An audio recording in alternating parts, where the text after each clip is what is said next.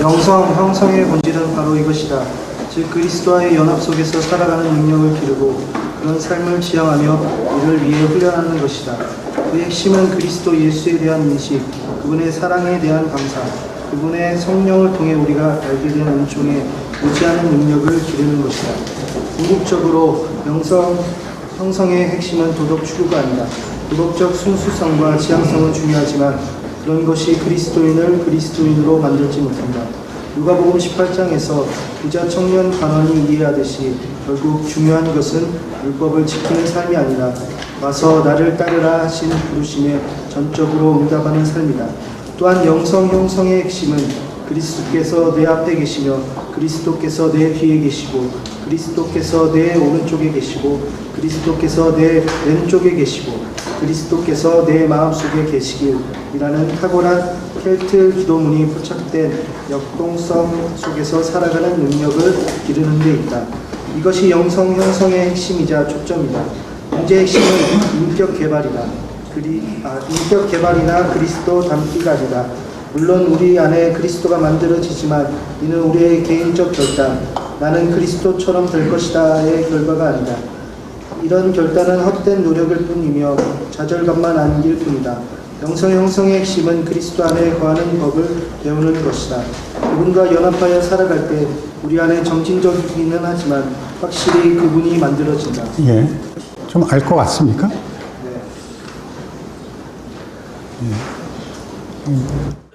쉽지 않은 얘기입니다.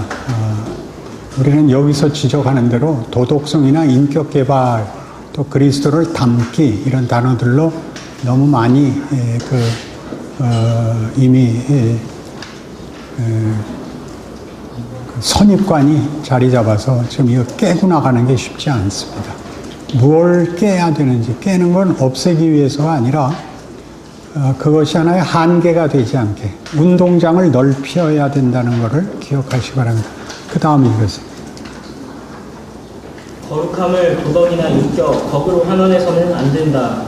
이런 것들의 반대가 죄인 것도 아니다. 죄의 본질은 부도덕이 아니며 거룩함의 본질은 도덕이 아니다. 따라서 영성 형성의 핵심은 도덕 형성이 아니다. 오히려 그리스도인의 삶의 본질은 바로 지금 부활하고 승천하신 그리스도를 만남으로써 그분과 더 깊은 연합을 누리는 것이다. 영성 형성과 그리스도인의 모든 삶은 반드시 기도와 예배를 중심으로 이루어져야 하며 이 핵심적인 실천을 통해 그리스도에 대한 우리의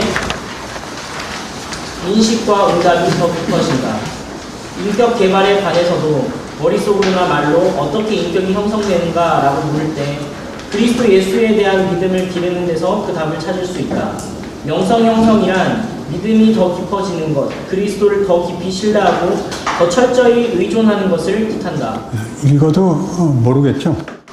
여태껏 한 거하고 이게 도대체 왜 다르다고 그러면서 같은 교훈이 나오는지. 그러니까 여기 같은 말인데 그것이 제1단계에 있는 것인지 2단계에 있는 것인지 3단계에 있는 것인지 이런 부분을 우리가 조금 더 깊이 이해를 할 필요가 있습니다. 많은 경우 교회의 가르침과 배움은 도덕적인 사람을 만드는 것이 목표이다. 우리는 인격과 도덕을 혼동하고 좋은 아버지, 정숙한 배우자, 너그럽게 베푸는 사람, 정의로운 사람, 친절하고 사랑 넘치는 사람이 되는 것에 대해 설교한다. 이런 경향이 너무나도 위험한 까닭은 이렇게 함으로써 황금률에 따라 살기 위해 최선을 다하면 우리가 스스로 그리스도인의 삶을 만들어갈 수 있다는 생각을 심어주기 때문이다. 이런 류의 설교는 무익하다. 어쩌면 무익한 것보다 더 나쁠 것이다. 우리의 근원적인 문제는 도덕이나 인격의 결여가 아니다. 근원적인 문제는 믿음의 결여이다. 좋은 설교에서 선포된 말씀은 우리 믿음의 창시자이자 완성자이신 예수를 바라보게 하며 그 결과 그리스도 예수에 대한 우리의 믿음이 자라고 성숙해지고 깊어진다. 본문에 상관없이 모든 설교는 예수님을 바라보고 그분을 더 깊이 신뢰하는 능력을 길러주는 데 초점을 맞춰야 한다. 예, 거기까지요. 이제 앞에서는 무슨 얘기가 나왔었냐면 누가복음 18장 얘기에 나오는 누가복음 18장이 아니고 뭐였죠? 부자 청년 이야기. 부자 청년 이야기에서 중요한 거는 그가 재산을 버려야 하는 것이 아니라 예수를 따라야 됐다는 거예요. 그 청년이 예수를 따라와야 되는 것을 거절했다는 것. 여기서는 도덕성을 개발하는 것이 아니라 믿음을 가져야 된다는 것. 그래서 이제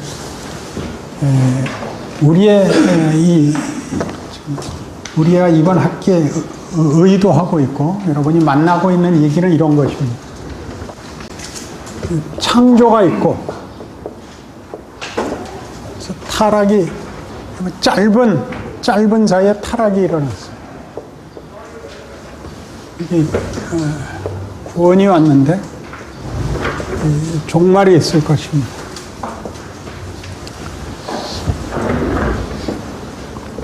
이 구원이 과거를, 창조를 회복할 것입니다. 완성할 것입니다. 여기에서 종말에서 완성할 것이면서 그 완성은 여기에 뭘 덧붙이는 것이 아니라 이게 가진 목표고 여기가 완성입니다.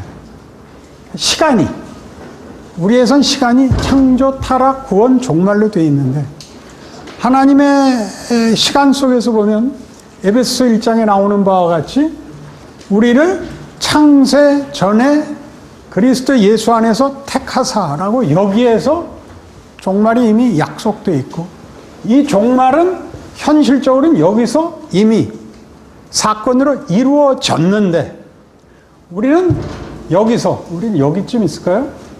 합신. 여기서 구원을 맛보고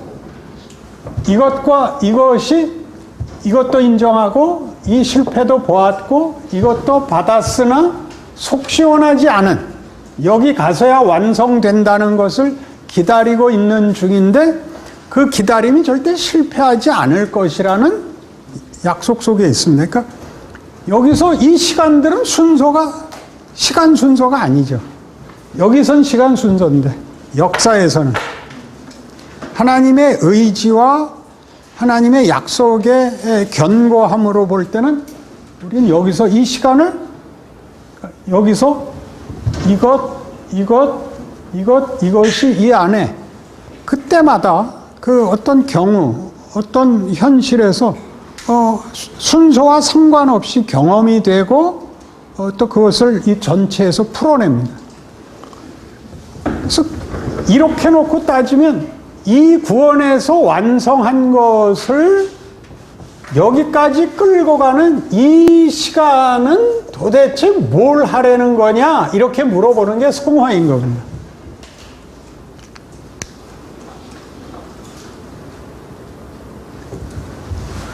못 알아듣겠다는 거죠. 그러니까 성화를 이렇게 완성을 향하여 점진적 전진을 해나가는 게 아니라 그건 여기서 십자가에서 다 된 거라고 따지고 보면 그러나 시간상으로 거리를 두고 우리를 살아보게 한단 말이에요. 그러면 여기를 꼭 가야 되고 아니면 실패하고의 문제보다 더 크게 이 문제는 얘가 여기 들어가 있는 거니까 들어가 있는 걸 사는 거죠. 시간상으로는 마치 이게 시작이고 이게 끝인 것 같이 되어 있지만 이 시작은 이거죠, 이거.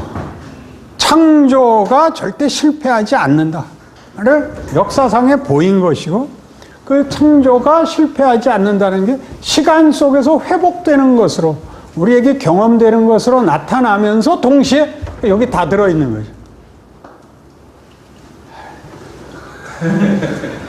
여기를 못 넘었으면 여기를 믿음이라는 얘기를 하거나 은혜라는 얘기를 할 때마다 여러분은 모든 것이 다 점진적으로 나아가는 식으로 밖에는 이 과정을 이해할 수가 없어서 여러분이 하는 경험들이 늘 불만이 되는 거예요.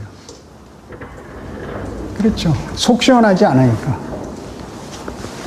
예수님이 베드로에게 신약 성경에서 적어도 3번쯤, 내게오른 3번쯤 베드로의 그 부인을 언급해요. 3번 다 말하자면 이제 베드로가 내가 죽는 자리까지 주와 함께 갈 것입니다. 라고. 왜냐면 예수님 자꾸 죽는다니까. 죽으면 말이 안 되잖아요. 예수님께서 내가 오늘 다 굴기 전에 3번 나를 부인하리라.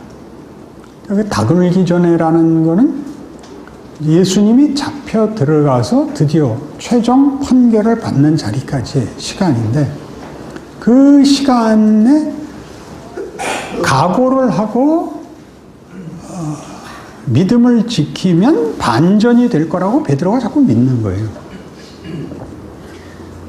잡혀가는 것도 말이 안 되지만 잡혀간다 한들 그게 결국은 역전을 위한 과정이고 필요한 어떤 각오를 만드는 걸 것이라고 기대를 하는 거예요.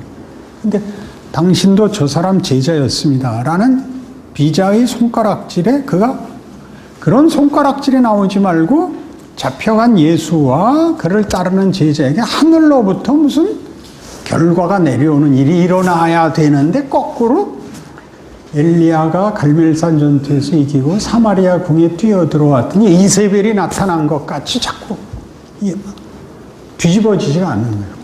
그래서 베드로가 부인을 하는 거예요.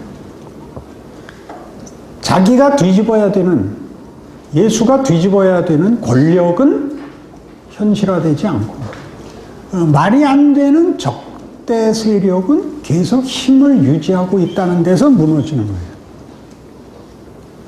하나 들어요? 그러니까 여러분들이 똑같은 거죠. 예수님이 베드로가 말고의 귀를 베자 뭐라 그래요? 내가 아버지께 구하여 지금이라도 12영도 더 되는 천사를 보낼 수 있는 걸 네가 모르는 거야. 그보다 큰 거라고요. 지금 잡혀가는 게 천군 천사가 오는 것보다 더 큰 권력이라고요. 더 큰 힘이라고. 더 큰 능력이고. 그게 여기에 일어나는 거죠. 여러분 안에 일어나는 거야. 여러분이 전부 생각하고 싶은 거예요. 밖으로부터, 하늘로부터 권력이 오지 않으면 최소한 안에서부터의 어떤 확인, 안심, 만족, 그런 자신감이 뭐가 주어지기를 바라는 거예요. 그렇잖아. 아주 쉽게 신학교 들어오기로 결심했을 때하고 들어와서하고 어느 때 신앙이 더 좋아? 결심했을 때가 더 좋지. 이런 줄 몰랐지. 이런 줄 알았으면 안 했을 걸 그랬지. 전부 와서 그 얘기 하거든. 신학교 와서 신앙 배렸다고. 그러니까 신학까지 하면 그때는 뭔가 더 나은 보상, 안심이 있을 걸로 예상했는데 안 그렇거든. 그게 여러분 성화에 그대로 나타나는 거예요. 그 성화란 여러분 각 개인이 경쟁적으로 혹은 무슨 뭐 절대적 책임으로 뭐 또 꼭 필수적으로를 떠나서 하나님이 정해놓은 기간이에요. 그러니까 여기를 뭘 배우라고 지금 그러는 거예요. 성화가 안목이라는 걸 배우라고. 안목이라는 거. 안목이란 건 뭐예요? 하나님이 이를 어떻게 하시는 거예요. 여러분 오늘 읽는 이 프린트물은 고든 스미스의 온전한 성화예요. 그 사람은 온전한 구원이라는 책도 썼고 온전한 성화도 썼는데, 온전한 구원에서는 구원에 관한 각각의 여러 주장들을 다 모아놨어요. 진실의 부분이 있다. 진실의 한 조각이 있다. 그러나 이거 하나가 전부 아니다를 설명하는 거예요. 그러니까 우리가 겪었던 부흥기, 한국교회 부흥 초기에 일어났던 구원 확신 같이 구원 확신이 특별한 경험으로 되어 있는 것은 확실치 않은 거예요. 구원 확신은 이거예요. 내가 예수를 믿는 거예요. 어떻게 알게 됐냐? 그건 모르겠는 거예요. 어느 기도원에 가서 기도회에서 그렇게 얻는 게 아니라 모르겠어요. 예수를 모른다고 할 수가 없게 됐어요. 예수를 믿는다고 고백하고 너 왜 생활이 그 꼴이냐? 그것도 모르겠어요. 왜 예수 믿는다는 고백은 하고 인생은 그렇지 못하냐? 여러분, 성화 중이야. 그러란 말이에요. 성화라는 말이 무슨 뜻인지 알겠어요? 거기서 하나님이 시간을 가지고 문맥을 만들어서 일을 하신다. 문맥을 만든다. 컨텍스트를 만들어요. 문맥이란 앞뒤가 있어야 내용이 설명되는 것을 문맥이라 그래요. 그러니까 우리의 인생이, 여러분이 신학교 들어오기 전에 가졌던 전 인생과 그리고 이 결심을 한 그 때와 그리고 그 다음이 여기잖아요. 신학교잖아. 결심도 없고 태어나지도 않았는데 신학교가 먼저 있을 수는 없는 거예요. 그 문맥을 쫓아와 보라고요. 문맥이 지난번에 그 다윗 얘기한 것 같이 이렇게 점진적으로 나아지는 게 아니라 앞이 골리앗 사건으로 터지고 나중에 희한하게 돼버리는 것 같잖아요. 그게 아니라 다윗 속에 은혜를 담는다고. 다윗의 신앙의 선포보다 큰 걸 담는다고. 그러니까 하나님이 일을 하신다고.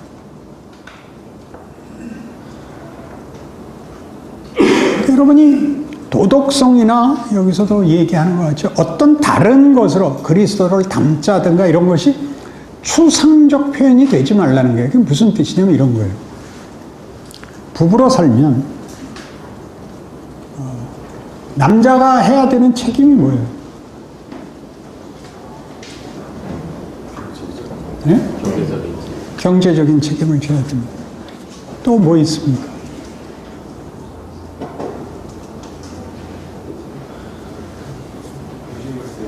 네? 뭐라고?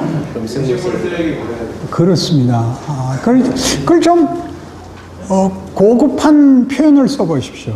돈 벌어오고 음식물 쓰레기 버리는 거를. 아내를 만족시켜야 됩니다. 아내를 만족시켜야 되는데 너무 크죠, 그렇게 얘기하니까. 한계가 없어져 버리죠. 만족은 객관적인 표현입니까? 주관적인 표현입니까? 예. 그러니까 부부싸움에서 제일 많이 일어나는 게 남자들이 아내에게 객관적 진리를 선포하는 겁니다. 당신이 요구하는 게 얼마나 말이 안 되는가를. 그런 거 없습니다. 아내가 하라는 겁니다. 해야 됩니다. 부부랑 그렇게 사는 겁니다.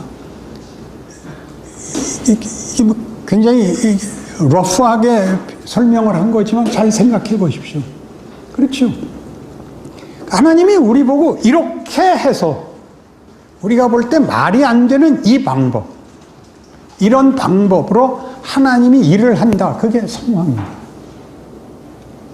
우리로서 제일 이해가 안 가는 거는 끝까지 안심이 안 생긴다는 거. 중요한 겁니다. 끝까지 안심이 안 생기고 끝까지 망하는 것 같다는 거. 십자가의 길입니다. 하나님이 이 길을 따라오렵니다. 뭘 가지고? 믿음을 가지고. 그러니까 무슨 다른 얘기, 뭐 성경을 100번 읽었다든가 기도를 100시간 했다는 것 같은 것으로 때우지 말라는 겁니다.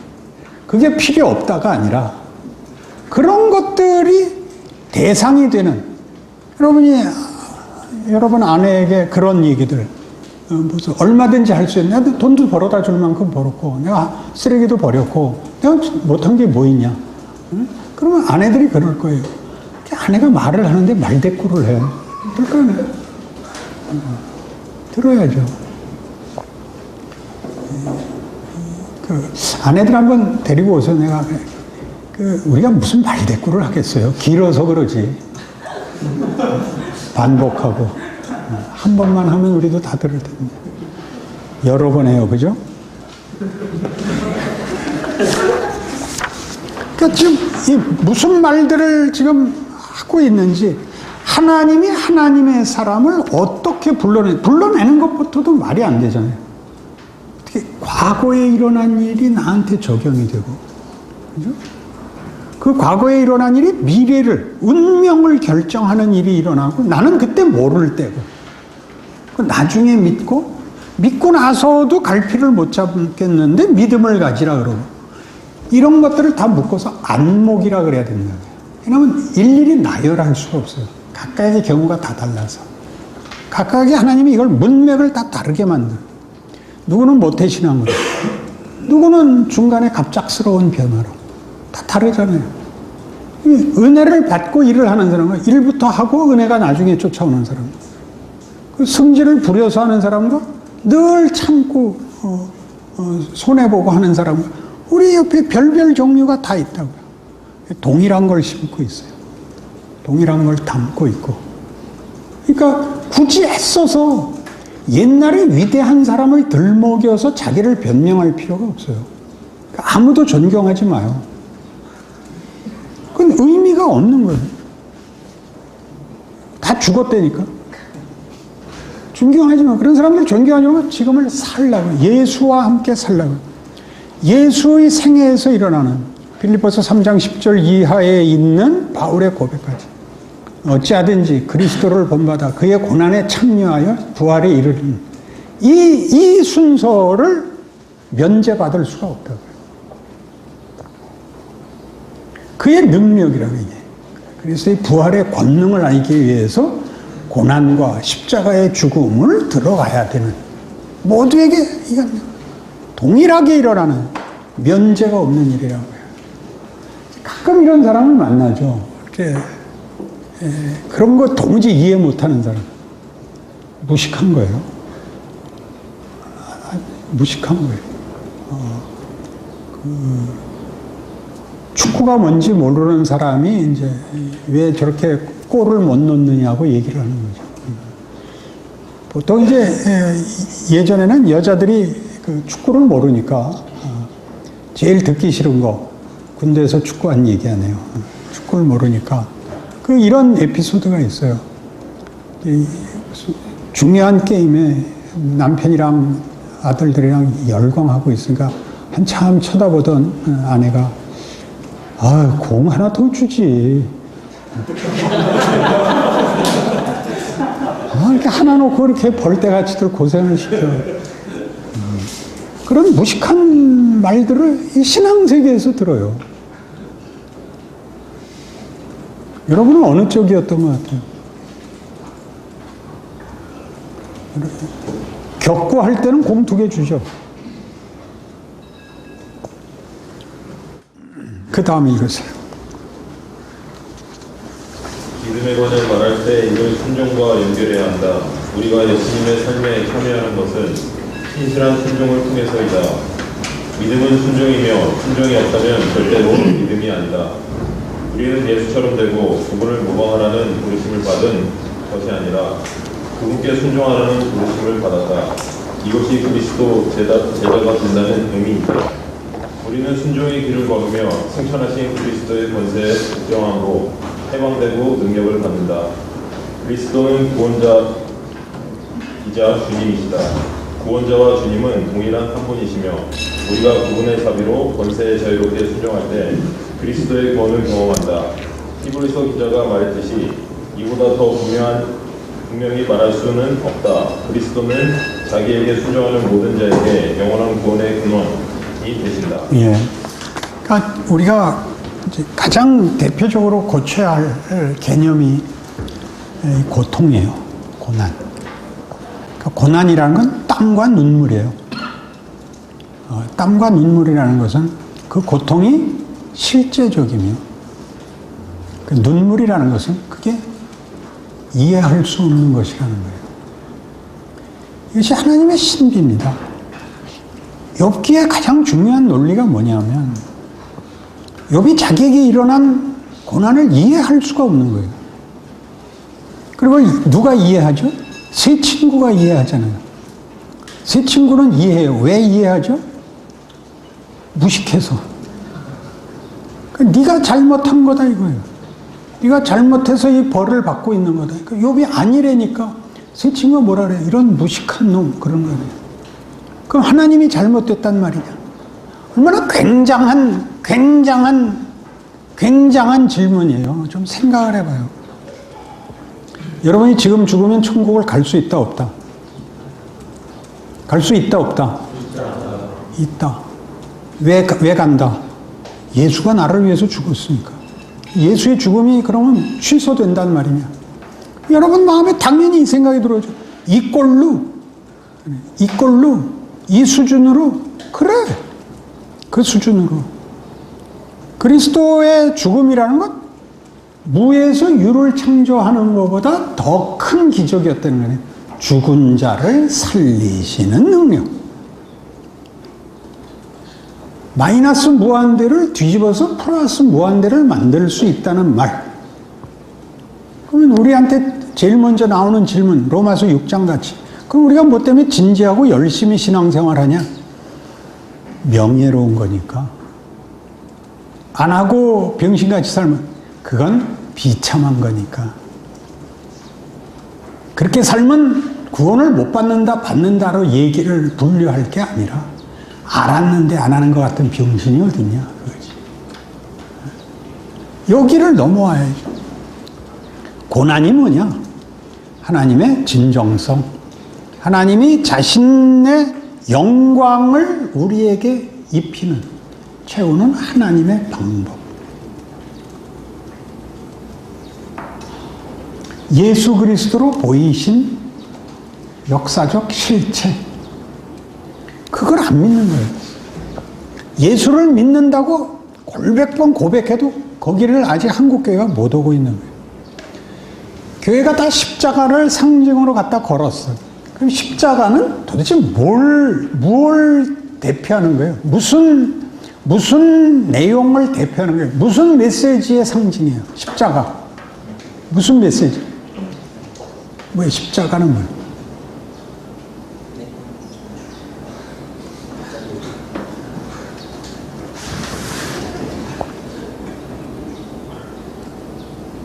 십자가는 왜 갖다 걸었어요? 무슨 뜻이에요?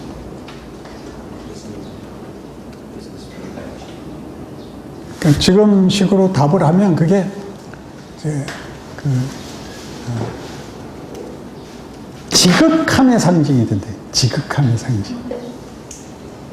이해하시겠죠? 그러니까 하나님의 진지함이라는, 진지함의 상징이 돼요. 그렇게 얘기를 합니다. 십자가는 이제 보통 우리에겐 부활이에요. 십자가는 부활이에요. 근데 부활이면 오히려 저기 천주교에서나 뭐 다른 데서 하는 것 같이 이렇게 비둘기 해놓고 이렇게 월계관 해놓는 게 낫지 않아요? 십자가는 분명히 가장 치사한 거 아니에요? 십자가의 상징은, 십자가는 당시에도 스파르타쿠스가 죽은 거 아니에요? 모든 흉악한 죄인만의 처형 방법이었고 처형의 도구였잖아요. 왜 그걸 갖다 거는 거예요? 그게 세상에서 최악의 비극이 최상의 결과를 함께 담고 있다는 거죠. 하나님이 개입하시자. 여기 둘이 도무지 손을 잡을 수 없는 게 한꺼번에 들어있는 거네요. 십자가를 무슨 처절한 상징으로 갖다 걸겠어요. 그러니까 여러분의 생애가, 여러분이 볼 때 억울한 건 여러분이 십자가가 처절해서 그러지. 교회가 그걸 걸고 있다는 걸 왜 생각을 하는지. 교회가. 교회의 상징이 십자가가 됐다고. 그리고 그게 바로 이런 역전, 반전, 하나님의 승리, 하나님의 일하심을 응축해서 다 갖고 있는 상징이 됐잖아요.